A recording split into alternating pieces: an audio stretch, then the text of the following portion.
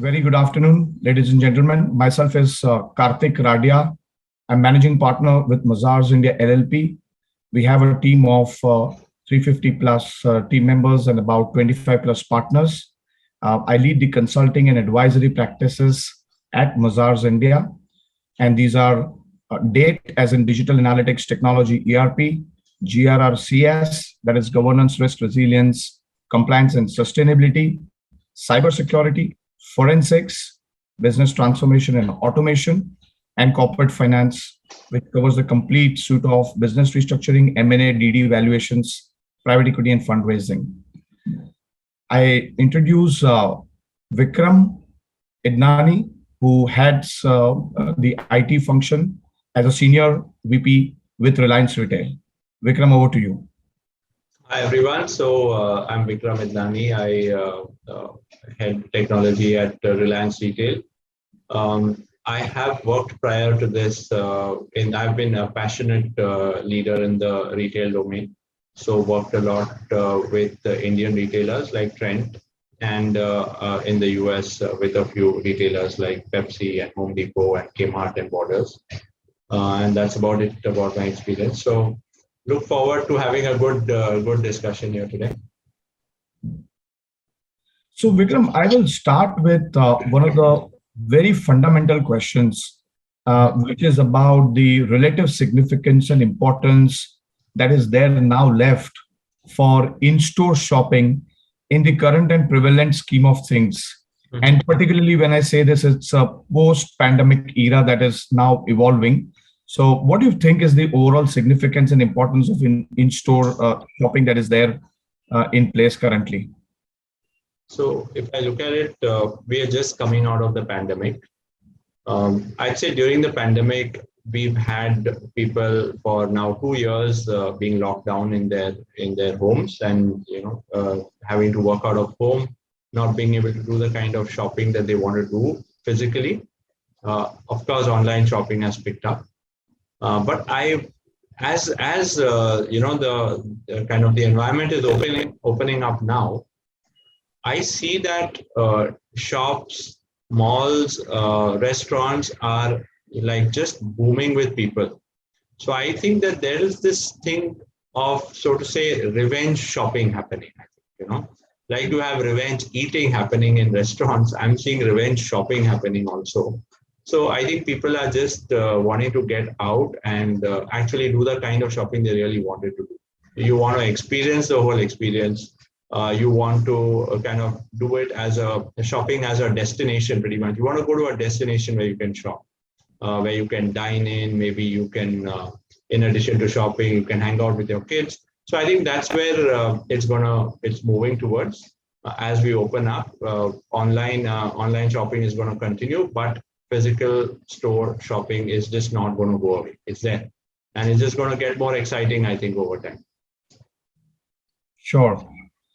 So Vikram, tell us also how technologies such as automation are helping improving the shopping experience.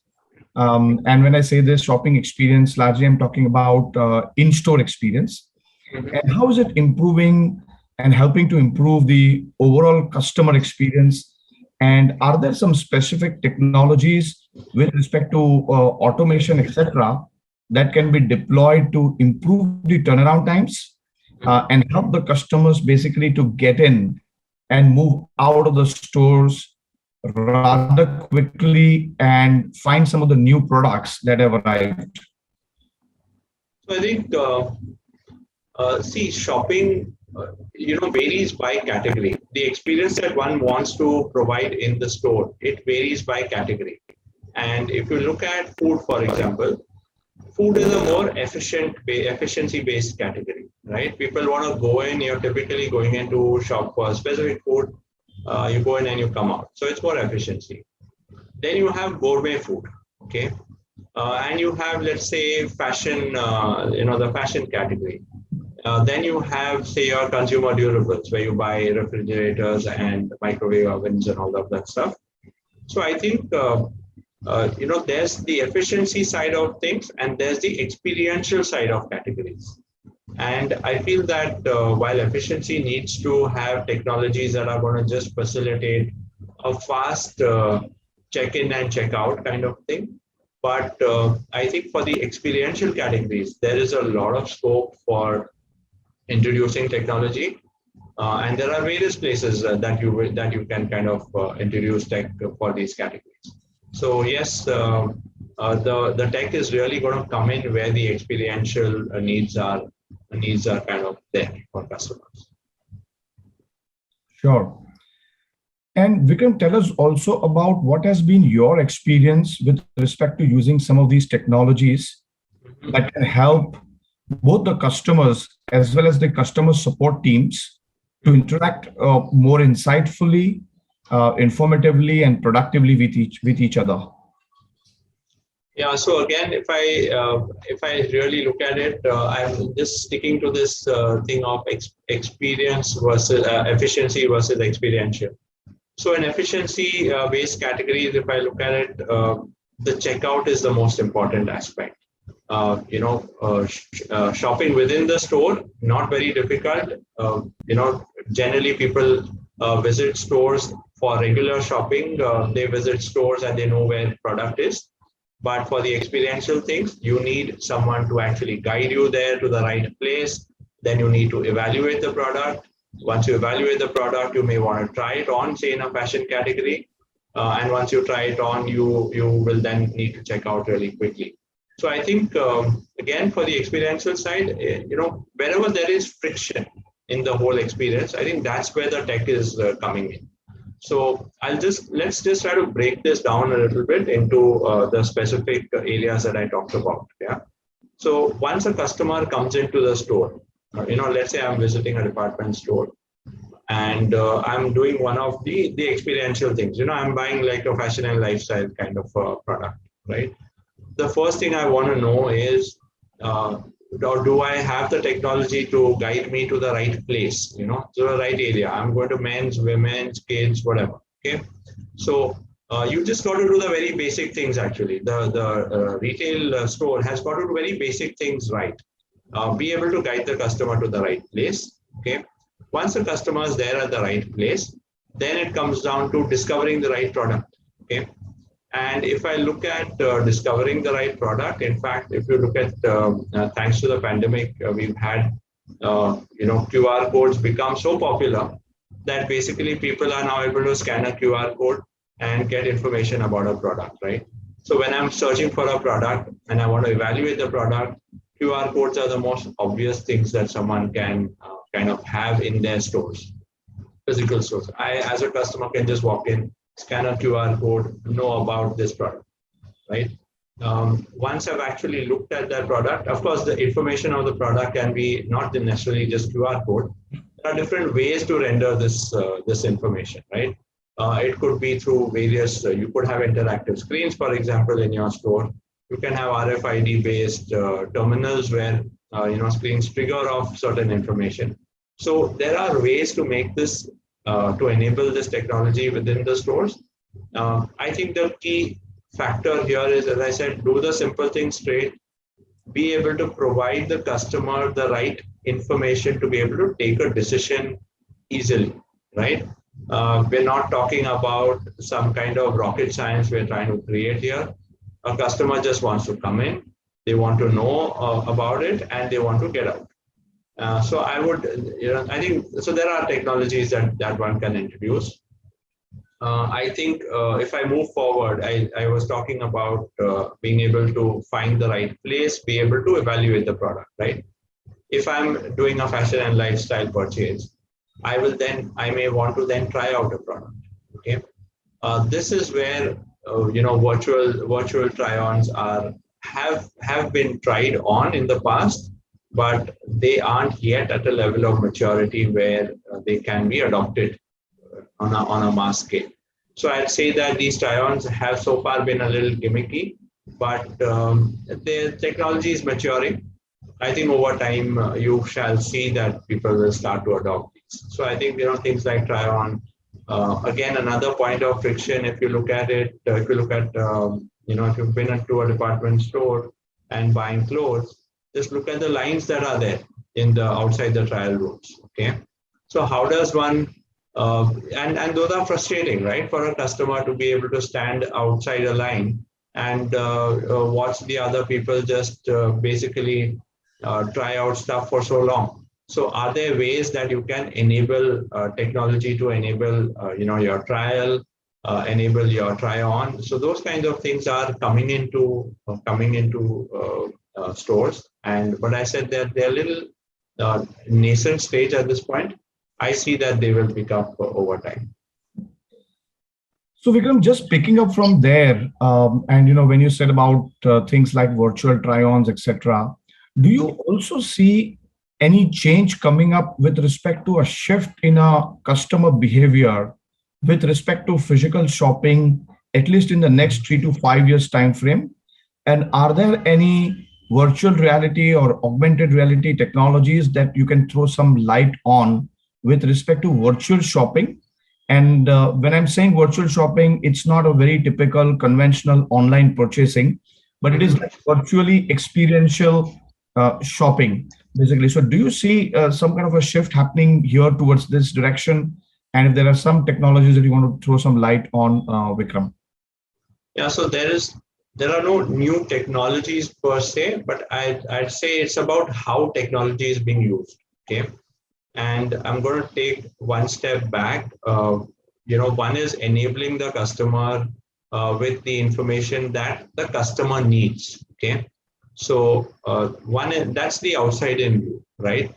Being able to understand your customer, understand their needs, understand their preferences, and then be able to provide them with something that they need.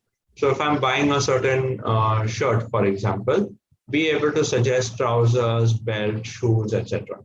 Okay. That kind of boils down around analytics. Okay, that's the outside in view, and as I'm talking about. That comes down to analytics. So it's not necessarily a technology, but these are techniques that one needs to get good at. Okay, then it's not just about showing me that if I'm buying a shirt, then here's a trouser. It's about the enrichment of the content that you put up in front of the customer. So it's how well you kind of display, how well you present that content, how well you explain that content out to a customer so that they know that, okay, this is a good option to what I'm already buying. Okay. I'd say that's the first thing that someone needs to look at, the outside in view. If I look at internally, inside out, the other way, okay, let's say I'm a brand and I'm kind of providing product to a customer to be able to purchase, right? What is the message me as a brand I'm trying to convey to my customers? I want to convey, let's say I want to convey efficiency. I want to convey honesty, for example. So if I'm selling a shirt or I'm selling a jacket, am I sharing information about the fabric, how it's been made, where it's been made, for example? It could also be things like if I'm a brand that is focusing on sustainability, and I want to bring in a little bit of trust and confidence, am I talking about the fact that I use eco-friendly materials? Okay. Being able to provide that information to a customer really quickly, I think that is what builds the trust and confidence with the customer. So I feel that those are the important things. I'm still talking now about the practices and techniques. Coming to specific technologies, how these are rendered is important, right? So I may be sharing information about my product, but I can render it either on a tablet, I can render it on a large screen, I can render it on a person's mobile phone, let's say through a QR code or something of that sort, right? So rendering that information is the next step. The fourth step I would say would be about making sure that some customers do not just want to interact with screens in a store. They want, let's say, a salesperson to be able to, attend to their needs. They want a person next to them to be able to talk to them. So enabling these salespeople with the right tablets and the right information. Okay, and then this person can then assist the customer and be able to do that, right? So there is the personalized shopping bit, and there is the less personalized, which is more technology driven. And tech driven is more about analytics, about content, about screens, tablets, and all that good stuff. Personalized is about enabling the salesperson with this information. And I'd say that there is another step which we still haven't reached, which is about self checkouts completely. Okay, self checkouts today, RFID, for example, is playing an important part, and a lot of retailers are picking up on RFID. But have we been able to do self checkouts? A customer be able to actually check out a product by themselves? In the fashion space, not really, because of the nature of the product and the way it is tagged, etc. But in grocery, whether it's relevant or not. But self checkouts are another area which kind of haven't yet gained success. But I think that those are on the anvil. I think that will come pretty soon. Okay. So I now come to my last question, which is slightly holistic in nature and a relatively high level. So do you really see that there is a strategic advantage that a retailer will get in terms of a better market share or a better brand loyalty or a customer loyalty by being an early adopter of some of the in-store automation technologies that really helps the customers to select right products, as I said, save time and enjoy a better shopping experience? So I would say that again, if you want to make the experience efficient, if you not want to, but if you make the experience efficient and in an experiential category, you provide the experience elements, I think you will gain a lot of brand loyalty, okay, and trust and confidence. I think that's the key, not necessarily strategic advantage, but you will get a lot of loyalty if you create the right kind of elements, in terms of efficiency and the experience part of it. However, I would want to add that it's not just the use of technology. A lot of people focus on let's implement technology in our store and make it cutting edge and make it look nice. It's not really about the technology, it's about the content that is displayed on this technology. So content is really key, and content is driven by the message. And what is the message that the brand wants to communicate? That's the key. So I would say that, and I was talking about earlier, that a brand may want to communicate just information about a product, or it could want to communicate things like, I'm a sustainable brand. I think sustainability today is becoming an important aspect for any brand to communicate. So I think that's an important aspect as well. So if I have to just summarize, I would say that, any brand that wants to sell products in store, first decide what experience you want to give your customer. Once you've decided your experience, decide on the content that you want to, display or provide to your customer, and enrich your products with that kind of content. Once you've decided the content, then you get onto technology. So I'd say it's about experience, content, and then decide the technology. So I think that's a brilliant takeaway, Vikram. The experience, content, and the technology, and of course, alongside goes what message you want to give and the sustainability part. So I think these are some very, very good, important takeaways for our session today. Thank you so much, Vikram. Sure. Thanks a lot. It was nice.